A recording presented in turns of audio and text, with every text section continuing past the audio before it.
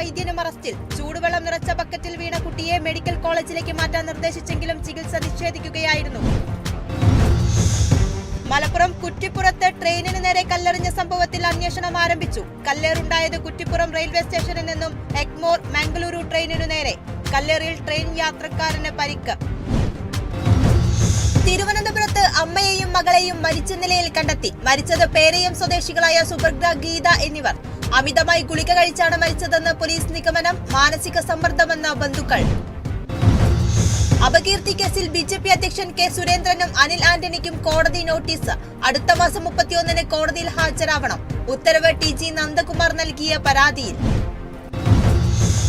കണ്ണൂർ കുളത്തിന്റെ പടവിൽ തലയടിച്ച് യുവാവ് മരിച്ചു. മരിച്ചത് തിലാനൂർ സ്വദേശി രാഹുൽ. കുളത്തിലേക്ക് ചാടുന്നതിനിടെ പടവിൽ തലയിടിച്ചാണ് അപകടം. മഹാരാഷ്ട്ര നാഗ്പൂരിൽ മലയാളി ദമ്പതികളെ മരിച്ച നിലയിൽ കണ്ടെത്തി. മരിച്ചത് തിരുവനന്തപുരം സ്വദേശി റിജു, ഭാര്യ പ്രിയ. ജീവനൊടുക്കിയത് കടബാധ്യതയെ തുടർന്നെന്ന് പോലീസ്. കണ്ണൂർ വളപ്പട്ടണം പുഴയിൽ മൃതദേഹം കണ്ടെത്തി. മൃതദേഹം പറശ്ശിനിക്കടവ് പാലത്തിന് മുകളിൽ നിന്നും ചാടിയ ആളുടേത്. മരിച്ചത് ഗുഡ്സ് ഓട്ടോ ഡ്രൈവറും ചമ്പാട് സ്വദേശിയുമായ രമേശ്. മാനവസേന വെൽഫെയർ സൊസൈറ്റിയുടെ ഭരത് ഗോപി പുരസ്കാരം നടൻ സലീം കുമാറിന്. പുരസ്കാരം ആഗസ്റ്റ് 15-ന് ആറ്റിങ്ങലിൽ നടക്കുന്ന വാർഷികാഘോഷ ചടങ്ങിൽ കൈമാറും.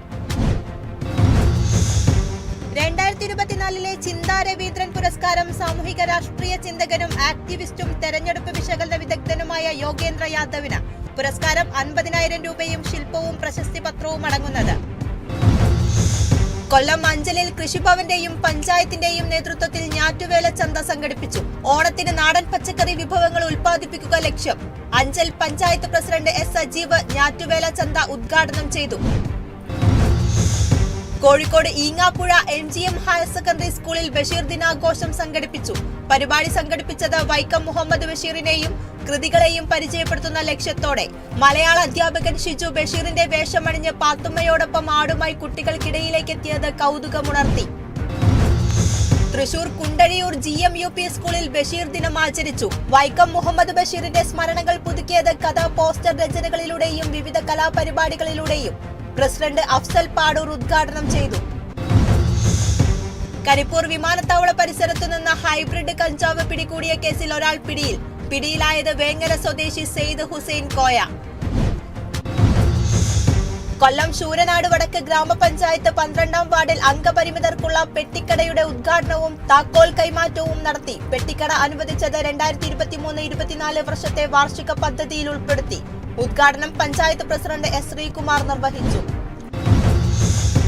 കൊല്ലം പള്ളിമുക്കിൽ SDPIയുടെ നേതൃത്വത്തിൽ പ്രതിഷേധ സമരം സംഘടിപ്പിച്ചു. സമരം പുന്നല കറവൂർ അലിമുക്ക് റോഡിന്റെ ശോചനീയാവസ്ഥയെ തുടർന്ന്. റോഡിന്റെ ശോചനീയാവസ്ഥ ഉടൻ പരിഹരിക്കണമെന്ന ആവശ്യം.